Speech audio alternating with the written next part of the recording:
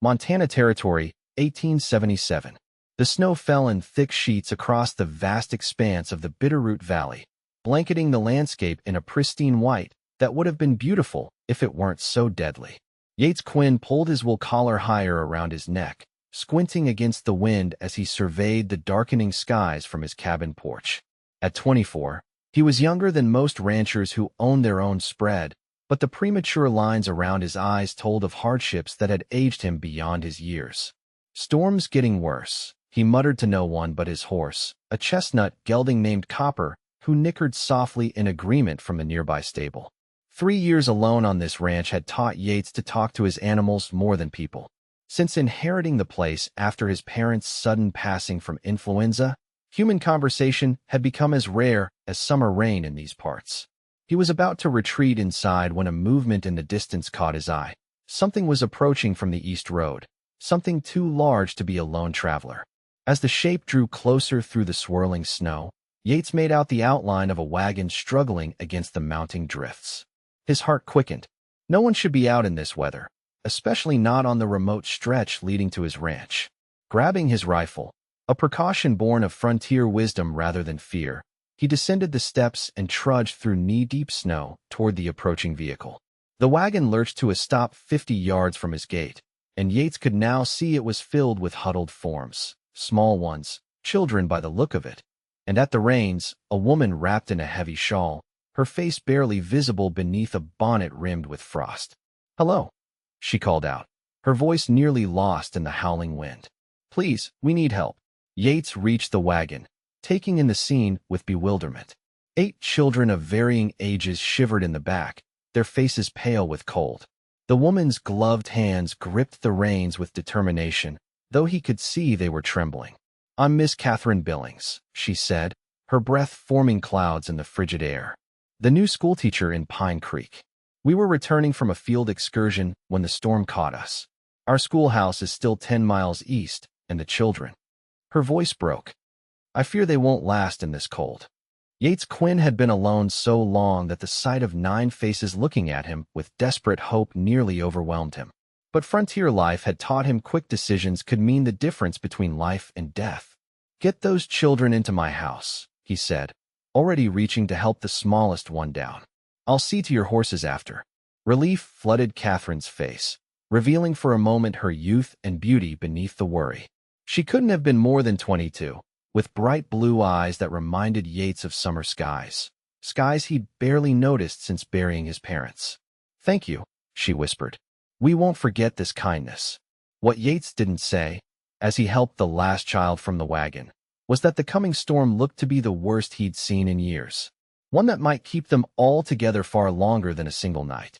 Katherine Billings had never felt so relieved as when she watched her students huddle around the massive stone fireplace in Yates Quinn's rustic but surprisingly spacious cabin. The rancher moved with efficient purpose, stoking the fire higher while she helped the children out of their wet coats and boots. "Miss Billings, are we going to die?" whispered Emma, the youngest at 6 years old, her brown curls still dotted with melting snowflakes. "No, sweetheart," Katherine assured her, though only an hour earlier she had been wondering the same thing as the wagon wheels sank deeper into the drifts and the children's lips had begun turning blue. "Mr. Quinn has saved us from the storm." The man in question glanced over at the mention of his name. Katherine had been startled upon first clear sight of him in the cabin's light. She'd expected an older man, weathered and gruff like most solitary ranchers she'd encountered since arriving in Montana 3 months ago. Instead, Yates Quinn was young, with thick chestnut hair that fell across his forehead when he bent to tend the fire, and warm hazel eyes that seemed at odds with his reserved manner. "It's nothing," he said, straightening up. Anyone would have done the same. But Katherine knew better. In the 3 months she'd been teaching in Pine Creek, she'd learned that the Western Territories bred a particular kind of isolation in men. Many would have seen a wagon-load of children as nothing but trouble. "The children need to eat," she said, already taking stock of what she could do to help. "I can cook if you'll show me what you have." Something like surprise flickered across his face. "I don't have much that's fitting for children." "Bachelor's pantry." Before Katherine could respond, 10-year-old Thomas, the most outspoken of her students, piped up. "Are you really all alone out here, mister?" Don't you get scared of Indians or bears? Thomas, Katherine scolded, but Yates held up a hand. It's all right, ma'am. Curiosity is natural. He turned to the boy. I keep busy enough not to notice the quiet most days. As for Indians, the Salish tribes in these parts have always been peaceful toward those who respect their lands. And bears, a faint smile touched his lips. They generally avoid people more than we avoid them. As Yates moved to a cabinet and began pulling out dried beans and salt pork, Katherine noticed a small collection of books on a nearby shelf. Not just practical guides to ranching and animal husbandry, but volumes of Emerson, Thoreau, and even Shakespeare. This lonely rancher was more than he appeared. I can make a stew, he offered, already reaching for a large pot. It won't be fancy, but it'll warm them up. Let me help, Katherine insisted, moving to his side. Their hands brushed as they both reached for the pot, and Katherine felt an unexpected jolt that had nothing to do with the static electricity of the dry winter air. Their eyes met for a brief moment, and she saw something shift in his expression, a softening, a question.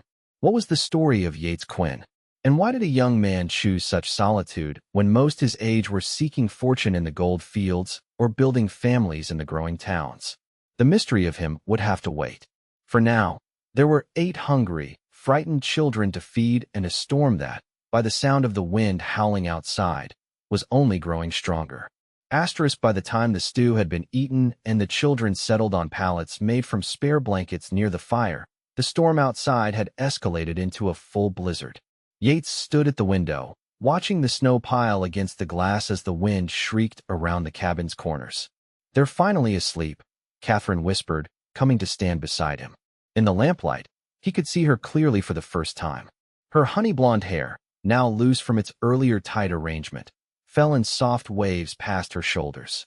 Her dress, though simple and practical for a schoolteacher, couldn't hide the gentle curves of her figure.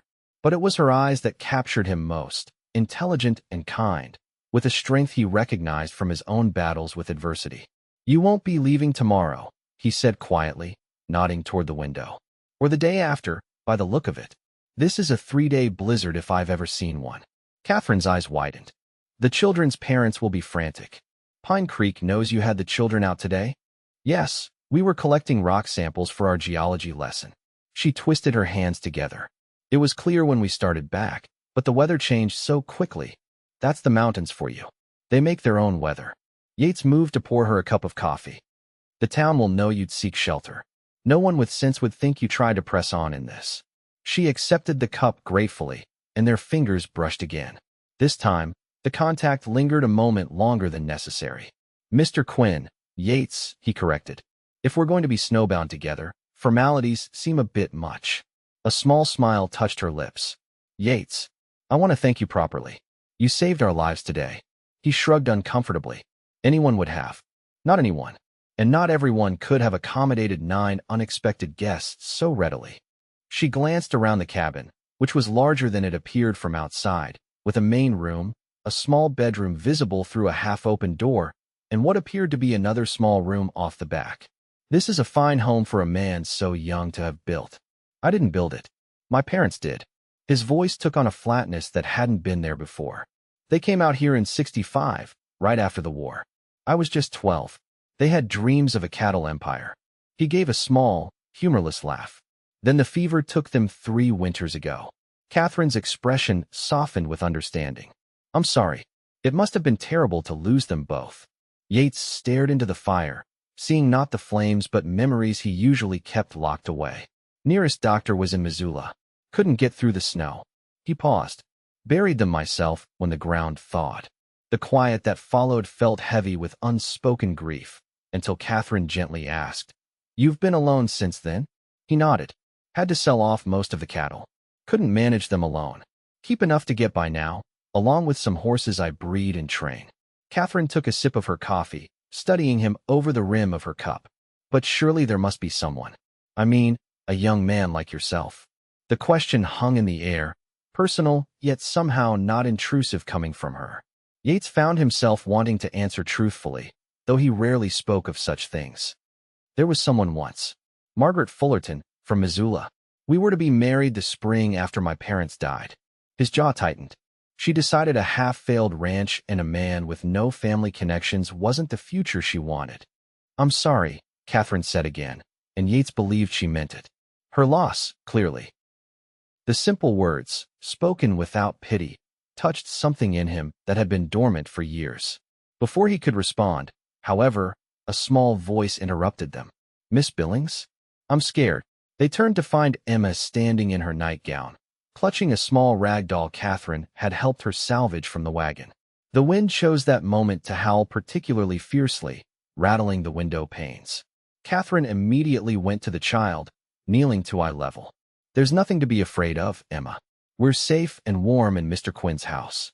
"But the wind sounds like wolves," the little girl whispered. To Katherine's surprise, Yates approached and crouched beside them. "That's just the wind's way of singing, Emma," he said gently. "It gets lonely out here sometimes and has to make noise so we remember it's there."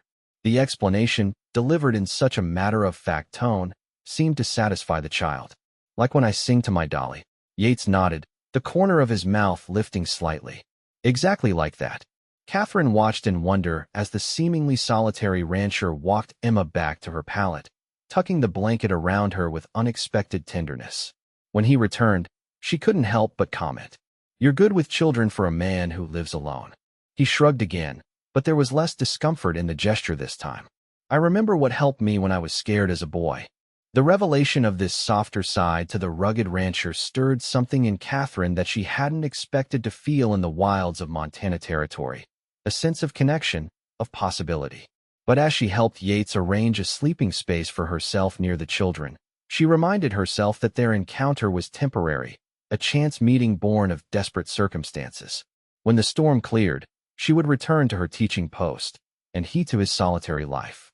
Yet as she drifted toward sleep, lulled by the crackling fire and the even breathing of her students, Katherine couldn't help wondering about the books on his shelf, the gentleness in his hands, and the sadness behind his eyes that seemed to be lifting, ever so slightly, with each hour they spent under his roof. Dawn broke with no break in the storm. If anything, the snow fell more heavily, and the wind had built snowdrifts that reached halfway up the cabin windows. Yates had risen before anyone else, stoked the fire, and begun preparing a simple breakfast of cornmeal mush sweetened with the last of his molasses when Katherine joined him. "Good morning," she said softly, careful not to wake the children. Her hair was braided now, though a few wayward strands framed her face in a way that made Yates's hands suddenly clumsy with the cooking spoon. "Is there anything I can do to help?" He nodded toward a sack of dried apples.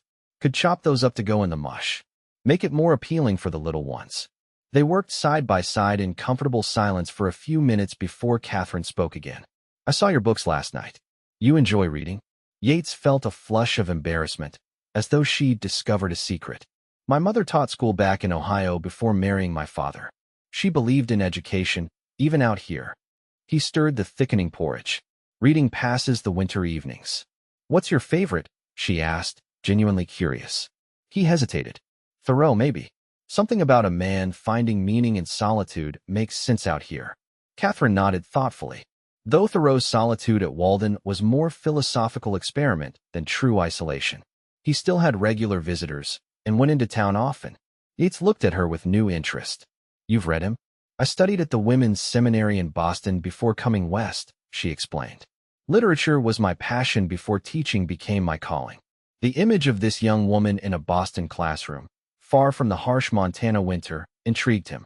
"What brought you to Pine Creek?" "It's hardly Boston." Something passed across her face, a shadow of old pain, quickly masked. "My parents died in a carriage accident 2 years ago. After that, Boston held too many memories." She focused on chopping the apples with precise movements. "Teaching positions for women are limited in the East, but out west, they're desperate for anyone educated enough to handle a classroom." "So you came alone? That takes courage." Katherine's smile held a touch of irony. "Or desperation. Or perhaps just the need to be somewhere so different that grief couldn't follow." She paused. "But it did, of course. It always does." The simple admission of vulnerability touched Yates deeply. Here was someone who understood loss as he did, who had also rebuilt a life around the hollow space left by loved ones. "Does teaching help?" he asked quietly. Her expression softened as she glanced at the sleeping children. Immensely. They need me, and that gives purpose to each day. The parents in Pine Creek have been welcoming, too, though. She trailed off. Though what? Katherine seemed to weigh her words. Though some have made it clear they consider a young, unmarried schoolteacher to be either a charity case or a potential wife for every bachelor within 20 miles. Despite himself, Yates felt a stab of jealousy at the thought of Katherine being courted by the men of Pine Creek. Before he could respond, Thomas stirred and sat up, rubbing his eyes. "I smell food," the boy announced, prompting giggles from the other children who were now awaking. The moment between Katherine and Yates passed, but something had shifted. As they served breakfast to the eager children, their movements around each other became a careful dance, close but not touching, aware but not acknowledging. Later that morning, as Katherine organized the children into helping with chores, the older ones feeding chickens in the sheltered coop, while the younger ones polished Yates's boots and kitchen tools, Yates found himself watching her with growing admiration. She handled the children with firm kindness, turning what could have been a frightening ordeal into an adventure.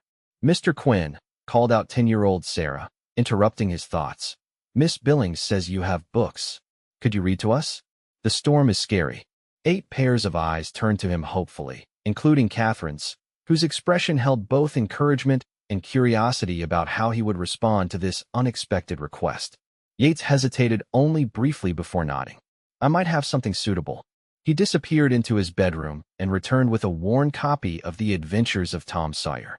As he settled into his chair by the fire with the children gathered around him on the floor, Yates caught Katherine watching him with an expression he couldn't quite decipher. When he began to read, giving different voices to the characters that made the children giggle, he saw her eyes widen in surprise. For 3 years, Yates had spoken to no one but his animals and the occasional traveler or cattle buyer. Now, as his voice filled the cabin with Twain's adventures, something long dormant awakened within him. The simple pleasure of human connection. What he didn't see, as he focused on the story, was the way Katherine's gaze lingered on him, or how her fingers absently twisted a strand of hair while she studied his face. Nor did he notice how, when their eyes occasionally met over the heads of the enthralled children, she was always the first to look away, a faint blush coloring her cheeks. Outside, the blizzard continued unabated, sealing them together in this unexpected intimacy for at least another day. But within Yates Quinn, other barriers, those he had carefully constructed around his heart, were beginning to weaken under the gentle siege of Katherine Billings' presence. That evening, after the children had been fed a dinner of rabbit stew, from 2 Connies Yates had managed to snare despite the storm, and settled again for the night, Katherine found herself once more alone with the rancher. The past 36 hours had revealed layers to this man that intrigued her more with each discovery. "You're good with them," Yates commented as they washed the dinner dishes together. "Born to teach, I'd say." Katherine smiled, pleased by the observation. "I love it, though it's not what I imagined doing when I was younger." "What did you imagine?" She hesitated, then admitted, "I wanted to write. Stories, poetry. My father encouraged it, but practical concerns won out. Something like that. After my parents died, I needed security. Teaching offers that, even out here." She handed him a dried plate. "What about you? Did you always want a ranch?" Yates carefully placed the plate on a shelf. "I wanted to study law once. My mother's brother was a lawyer in Cincinnati. He offered to sponsor my education." His expression grew distant. "That was the winter before my parents fell ill." "You gave it up to keep their dream alive," Katherine observed softly. "I gave it up because there was no one else," he corrected, but without bitterness. "This land, these animals, they're my responsibility now. I've made peace with that." The wind howled particularly fiercely, making the cabin creak and causing both of them to glance toward the window. The snow continued to fall in thick curtains, visible even in the darkness against the faint glow of the moon. "Will your cattle survive this?" Katherine asked, suddenly concerned about his livelihood. "They should. I moved them to the sheltered valley below the South Ridge last week. They have natural windbreaks there and can paw through even deep snow to reach the grass beneath." He smiled slightly. "Cattle are tougher than they look." "Like their owner," she said, then flushed at her own boldness. The comment hung between them, neither uncomfortable nor easily dismissed. Finally, Yates spoke, his voice lower than before. "Katherine, may I call you Katherine?" She nodded, suddenly very aware of how close they stood in the small kitchen space. "I've been alone so long I've nearly forgotten how to talk to people properly. If I've been too forward or too distant, I apologize." "You've been neither," she assured him, touched by his concern. "You've been kind and generous beyond measure." Yates looked as though he wanted to say more, but a small whimper from Emma's sleeping form drew Katherine away to comfort the child, who was having a nightmare. By the time she had soothed the little girl back to sleep, the moment had passed, and Yates had retreated to add more wood to the fire. Yet something had changed between them, an acknowledgement, perhaps, that whatever was growing in the shelter of this storm was more than mere gratitude or obligation. As Katherine prepared for sleep that night, she found herself wondering what would happen when the snow stopped and the roads cleared. Would this connection they were forming melt away like snow in spring? The thought troubled her more than it should have after such a brief acquaintance. What she didn't know was that across the room, as Yates Quinn stared into the dying embers of the fire, his thoughts ran along the same uncertain path. On the third morning, Yates woke to silence. The howling wind that had been their constant companion had finally ceased, leaving an eerie quiet broken only by the occasional pop from the fireplace. He rose quickly, moving to the window to assess their situation. The world outside was transformed. Snow lay in massive drifts, some nearly as tall as a man, sculpted into fantastic shapes by the wind. The sky above was a clear, brilliant blue that promised sun but little warmth. His experience told him that while the storm had passed, they were still effectively stranded. The road to Pine Creek would be impassable for at least another day, perhaps two. He found Katherine already awake, quietly organizing the children's clothes which had finally dried completely near the fire. "Storm's broken," he informed her in a low voice. "But we're still snowed in. The drifts are 4 to 5 feet deep in places." Instead of disappointment, he was surprised to see relief flash across her features before she composed herself. "The town will be worried sick. Is there any way to get word to them?" Yates considered this. "I could ride out later today. Copper can manage the drifts better than a wagon. I won't make it all the way to Pine Creek, but I might reach the Wilson homestead halfway there. They could relay word." Katherine nodded gratefully. That would ease many minds. The children's parents must be frantic. As if summoned by mention of them, the children began to stir, their excited chatter filling the cabin as they discovered the changed weather outside. Thomas immediately pressed his face to a window, fogging the glass with his breath. "Look at all that snow. Can we go outside, Miss Billings? Please." The pleading chorus from the other children made Katherine laugh. "That's for Mr. Quinn to decide. It's his property, after all." 8 hopeful faces turned to Yates, who found himself nodding before he'd really considered it. "After breakfast. But you'll need to stay close to the cabin where I've cleared paths. The drifts are dangerous. You could sink and not be found until spring thaw." The children's promises to be careful were immediate and emphatic. As Katherine helped organize them for breakfast, Yates quietly slipped outside to begin clearing a safe area for their play. The cold air bit at his exposed skin, but the physical labor of shoveling warmed him quickly. He was nearly finished when the cabin door opened and Katherine emerged, wrapped in one of his old coats that was much too large for her slim frame. The sight of her in his clothing stirred something possessive in him that he immediately tried to suppress. "The children are beside themselves with excitement," she said, her breath forming clouds in the frigid air. "I'm afraid we've completely disrupted your routine." Yates leaned on his shovel, allowing himself to really look at her in the clear morning light. The sun caught gold highlights in her honey blonde hair, and her cheeks were pink with cold and, perhaps, something else as she met his gaze. "My routine needed disrupting," he admitted. "I've been going through the motions for too long." Katherine stepped closer, her boots crunching in the fresh snow. "What will you do when spring comes? Continue as before?" The question held more weight than its simple words suggested. Yates found himself considering not just the coming spring, but all the seasons that would follow. "I don't know," he answered honestly. "Until 3 days ago, I didn't think there was any other choice." Katherine's eyes widened slightly at his implication, but before she could respond, the cabin door burst open and children spilled out into the snow, their excited shrieks filling the air. The moment between them dissolved as Katherine turned to supervise, making sure everyone stayed within the cleared area. Watching her with the children, Yates made a decision. He would ride to the Wilson homestead as planned, but not just to send word to Pine Creek.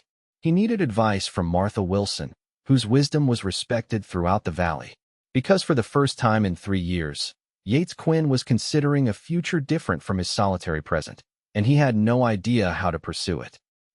Katherine watched from the porch as Yates mounted his horse and set off through the snow. He'd promised to return before nightfall, but she still felt a knot of anxiety as he disappeared into the white landscape.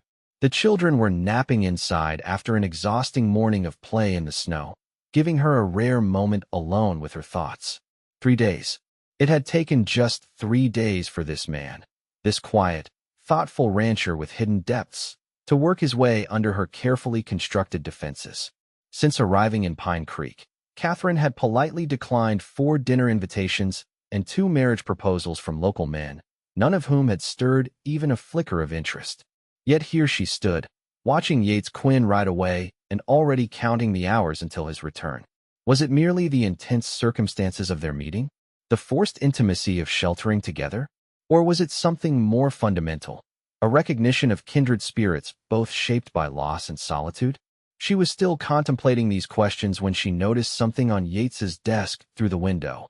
A journal, left open as if he'd been writing in it before their unexpected arrival. Katherine knew she shouldn't look, that private thoughts deserved privacy. But something drew her inside and toward the simple leather-bound book. The page contained not diary entries as she'd expected, but poetry, original verse written in a strong, clear hand. Katherine read a few lines and caught her breath. The poem spoke of isolation, of mountains standing sentinel against time, of the terrible beauty of existing alone in a vast landscape. It was raw and honest, with none of the flowery sentiment that characterized much published poetry of the day. Miss Billings. Katherine jumped guiltily and turned to find Sarah watching her curiously. I'm sorry, I was just... She closed the journal carefully. Did you need something, Sarah? Emma's crying again. She misses her mama. Katherine immediately went to comfort the child, but her mind remained on the discovery. Yates Quinn, the solitary rancher, wrote poetry that would make Thoreau himself nod in approval. Another layer revealed, another connection formed. By the time Yates returned in the late afternoon, Katherine had organized the children into cleaning the cabin as best they could, wanting to repay some small portion of their host's kindness. The transformation in the man as he entered was striking. There was a new energy about him, a purpose that hadn't been there before. I reached the Wilsons, he announced as he stamped snow from his boots. Martha's son is riding to Pine Creek now with news that you're all safe. The town had organized a search party, but they couldn't get through the drifts. Relief washed over Katherine. Thank you. When does Martha think the road might be clear enough for travel? Something flickered in Yates's expression, disappointment, perhaps, before he answered. 2 days, maybe 3. The sun will help, but there's a lot of snow to melt. The news should have frustrated her, but Katherine felt only a guilty pleasure at the extended time together. Well, then, she said brightly, we should make ourselves useful guests while we're here. The children have already cleaned the cabin, and I thought I might tackle some mending I noticed in your basket, if you don't mind. Yates looked around at his now tidy home with evident surprise. You didn't have to do that. We wanted to, Katherine said simply. You've done so much for us. That evening passed pleasantly, with Yates continuing the Tom Sawyer story for the children and later teaching the older boys how to play checkers with a set he'd carved himself. Katherine worked on mending his shirts, occasionally glancing up to find him watching her, his expression thoughtful. After the children were asleep, Yates surprised her by producing a small package wrapped in brown paper. Martha Wilson sent this for you, he said, handing it to her. She thought you might need it. Katherine unwrapped the package to find a small pot of honey and a folded note. Opening it, she read, Miss Billings. A spoonful with hot water soothes the throat and calms the spirit. I've known Yates Quinn since he was a boy. He has his father's strength and his mother's heart, though he guards the latter carefully. It does my soul good to hear laughter from that cabin again. Martha Wilson. Katherine folded the note quickly, hoping Yates hadn't seen its contents. How kind of her. Please thank her when you next see her. Yates nodded, then hesitated before speaking again. I saw my journal was moved. Heat rushed to Catherine's cheeks. I'm so sorry, I shouldn't have looked. It was terribly intrusive of me. To her surprise, he didn't seem angry. No one's read my writing before. Not since my mother. It's beautiful, Katherine said honestly. You have a genuine gift. Yates looked away, uncomfortable with the praise. It passes the time. It's more than that. She set aside her mending and leaned forward. Yates, you capture the essence of this place in ways I've never seen before. Have you considered publishing? He gave a short, disbelieving laugh. Who would publish the scribblings of a Montana rancher? Many would. There's growing interest in authentic Western experiences. She grew animated, her hands gesturing as she spoke. I have a friend from the seminary whose father owns a publishing house in Boston. I could write to her. Yates stared at her, something like hope flickering in his eyes before doubt extinguished it. That's kind, but unlikely to come to anything. Will you at least consider it? She pressed. Promise me you'll think about it. After a long moment, he nodded. I'll think about it. But Katherine, he paused, seeming to gather courage. There's something else I've been thinking about even more. The intensity in his gaze made her heart quicken. Yes. Whatever he might have said was interrupted by a small voice. Mr. Quinn? There's a mouse by my blanket. The spell broken, Yates rose to address the crisis, leaving Katherine to wonder what words had gone unspoken between them. As she watched him gently explain to Emma that the mouse was probably more afraid of her than she of it, Katherine realized with sudden clarity that she was falling in love with this solitary, complex man who wrote poetry and saved schoolchildren from blizzards. The realization both thrilled and terrified her. For what future could there be for a schoolteacher from Pine Creek and a rancher who lived miles from town? And more importantly, did he feel the same growing attachment, or was he simply being kind to unexpected guests he was eager to see depart? The next morning brought warming temperatures that accelerated the snow melt, creating small rivulets that ran down from the cabin roof and formed puddles in the yard. Yates rose early and found himself restless, torn between hope that the roads would clear quickly and dread of the same outcome. His conversation with Martha Wilson had been enlightening. The older woman had listened to his halting explanation of Katherine's unexpected arrival and his even more unexpected feelings, then smiled knowingly. Some people search their whole lives for what's just landed on your doorstep, she had said. Don't let fear make your decisions. Yates Quinn. Easy advice to give, harder to follow. Yates had spent 3 years building a life centered on self-sufficiency and solitude. The thought of risking that carefully constructed existence for feelings that might not be reciprocated terrified him more than any blizzard. Yet as he watched Katherine emerge from the cabin, her face turned up to the morning sun with an expression of simple joy, he knew his heart had already made its choice. The question was whether he had the courage to act on it. Good morning, she called, making her way carefully across the muddy yard to where he stood by the corral. The melt is coming quickly. Too quickly, he said without thinking. Katherine tilted her head, studying his face. Most hosts would be relieved to see unwanted guests preparing to depart. Is that what you think you are? Unwanted. The question came out more forcefully than he'd intended. A flush spread across her cheeks. I don't know what to think, Yates. These past 4 days have been unusual circumstances. He turned to face her fully, throwing caution aside. Katherine, Miss Billings. Thomas's excited voice cut through the moment. There's riders coming. Both adults turned to see 2 mounted figures approaching from the east, the direction of Pine Creek. As they drew closer, Yates recognized the town's mayor, Harold Foster, and the blacksmith, Samuel Jenkins, whose daughter was among Katherine's students. The pit of Yates's stomach dropped. They were coming to reclaim what belonged to Pine Creek, its teacher and its children. And he had no right to feel the loss that already threatened to overwhelm him. Katherine's face showed a complex mix of emotions. Relief certainly, but also something that might have been regret as she looked at Yates one last time before hurrying to greet the arrivals. Mayor Foster. Mr. Jenkins. How wonderful to see you. The men dismounted, their faces breaking into relieved smiles as they saw all the children were safe. Handshakes and explanations followed, with Katherine relating their ordeal and Yates's rescue with heartfelt gratitude. The whole town's been worried sick, Mayor Foster said, removing his hat in deference to Katherine. We tried to get through yesterday, but couldn't manage the drifts. Roads barely passable now. Is Ellie all right? Mr. Jenkins asked anxiously, looking for his daughter among the children who had gathered around. She's fine. They all are, Katherine assured him. Mr. Quinn has been extraordinarily generous. Both men turned to Yates, offering their thanks with the somewhat awkward formality of those who know of a man but don't know him personally. Pine Creek's in your debt, Quinn, the mayor said. Don't know what would have happened to Miss Billings and the young uns if you hadn't taken them in. Yates nodded acknowledgement, finding it difficult to speak past the tightness in his throat. This was how it ended. Then, with formal thanks and the rapid dissolution of the intimacy that had grown between himself and Katherine over 4 snowbound days. We brought a wagon, Mr. Jenkins explained. Left it at the bottom of your drive, where the snow's not so deep. If the children gather their things, we should head back before the melt makes the creeks too high to cross. Katherine nodded, turning to organize the children. The bustle of preparation filled the next hour, gathering belongings, bundling up against the lingering cold, and expressing thanks to their host. Yates moved through it all in a daze, responding automatically to questions and helping load the few items they'd brought with them.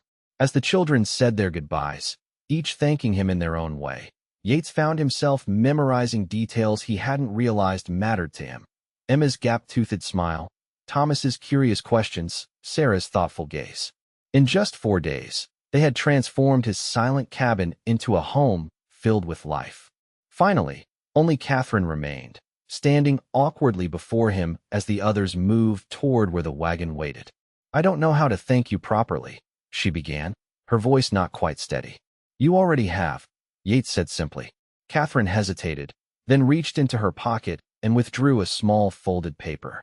I wrote something for you. Please don't read it until we're gone.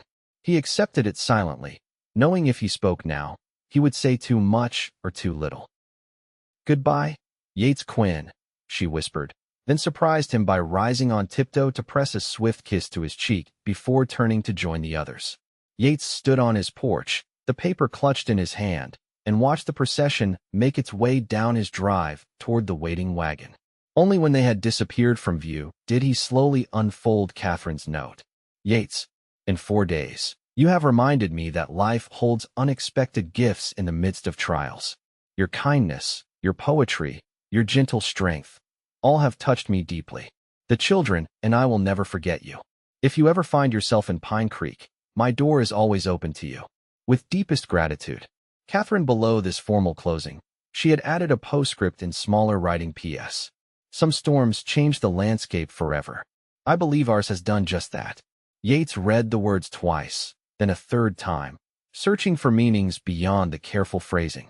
Was this merely polite thanks, or an invitation to something more? Martha Wilson's advice echoed in his mind. Don't let fear make your decisions. Before he could second-guess himself, Yates strode to the stable and saddled Copper. The road to Pine Creek might be difficult, but it was passable enough for a determined man on horseback. And Yates Quinn had never been more determined in his life. The journey to Pine Creek took nearly 3 hours, with Yates having to dismount several times to lead Copper around particularly deep snowdrifts or across swollen streams. The town came into view in the late afternoon, a collection of wooden buildings strung along a main street, with scattered houses extending outward like the spokes of a wheel. Yates had visited only rarely in the 3 years since his parents' deaths, preferring to conduct necessary business in the larger settlement of Missoula when he couldn't avoid it altogether.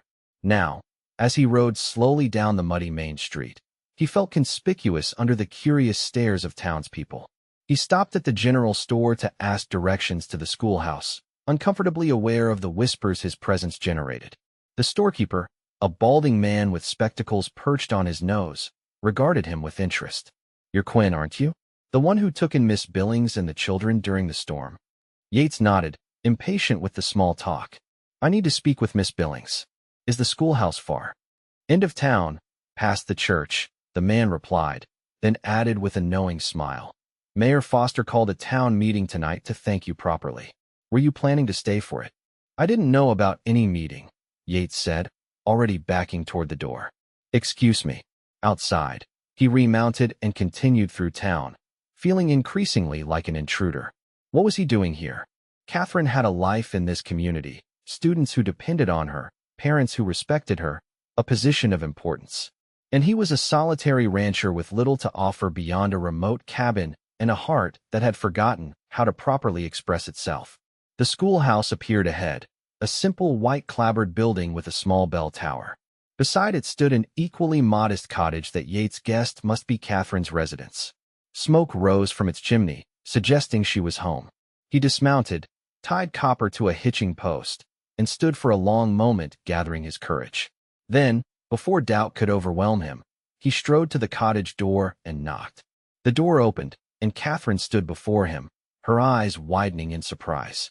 "Yates, I got your note," he said abruptly, then winced at his lack of finesse. A smile touched her lips. "I see that." She stepped back, opening the door wider. "Please, come in." The cottage was small but comfortable, with a desk covered in schoolwork, bookshelves lining one wall, and a small sitting area near the fireplace. It suited her, orderly yet welcoming, practical yet holding touches of beauty in the form of dried wildflowers and handmade cushions. "Would you like tea?" she offered, seemingly at a loss for what else to say. Yates shook his head. "I didn't come for tea, Katherine." Her cheeks flushed slightly as she met his gaze. "Why did you come then?" This was the moment. The precipice he'd been approaching since finding a snow-covered wagon at his gate 4 days ago. Yates took a deep breath and chose the path of honesty. "I've been alone for 3 years. I thought it was what I wanted, what I needed. Then you arrived, and suddenly my cabin wasn't just shelter, it was a home again." He paused, searching for the right words. "When you left this morning, you took something with you that I didn't know I still possessed." Katherine's expression softened. "What was that?" "Hope," he said simply. "Hope for a future different from my past." She moved closer, close enough that he could see the flecks of gold in her blue eyes. "And what future do you hope for, Yates Quinn?" "One that includes you," he admitted. "I know it's sudden. I know we've known each other only days. But sometimes days can reveal what years might hide." Katherine didn't respond immediately, and Yates felt a flash of fear that he had misread everything. Her note, the connection he thought they shared, the moments of understanding that had passed between them. "The mayor has offered to renew my teaching contract for next year," she said finally. "I was going to accept this evening." Yates nodded, trying to mask his disappointment. "Of course. You belong here. The children need you." "Yes, they do," she agreed. "But Pine Creek is only 10 miles from your ranch. Not so very far, especially in good weather." Hope flared again in his chest. "What are you saying?" Katherine's smile bloomed fully now. "I'm saying that I believe some storms do change the landscape forever. Ours certainly changed mine." She reached for his hand. "I don't know what the future holds for us, Yates, but I'd like to discover it together." Yates interlaced his fingers with hers, feeling a rightness in the simple connection that transcended words. "I'd like that too."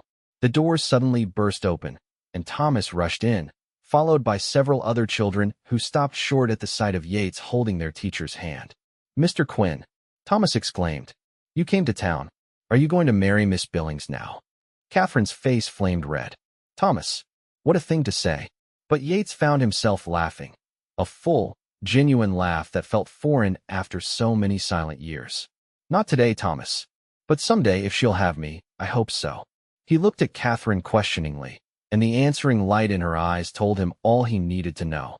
6 months later, on a perfect autumn day with golden leaves drifting from the cottonwoods along the creek, Katherine Billings became Katherine Quinn in a ceremony attended by the entire population of Pine Creek. The schoolchildren formed an honor guard, tossing flower petals as the couple walked from the church to the town hall for the celebration afterward. The Quinn's home became a regular destination for weekend field trips during the school year, with Yates teaching the children about ranching and animal care while Katherine continued her academic instruction. In the evenings, after the students had returned to town, they would sit together on the porch of the cabin, no longer lonely, but filled with the warmth of shared purpose and deepening love.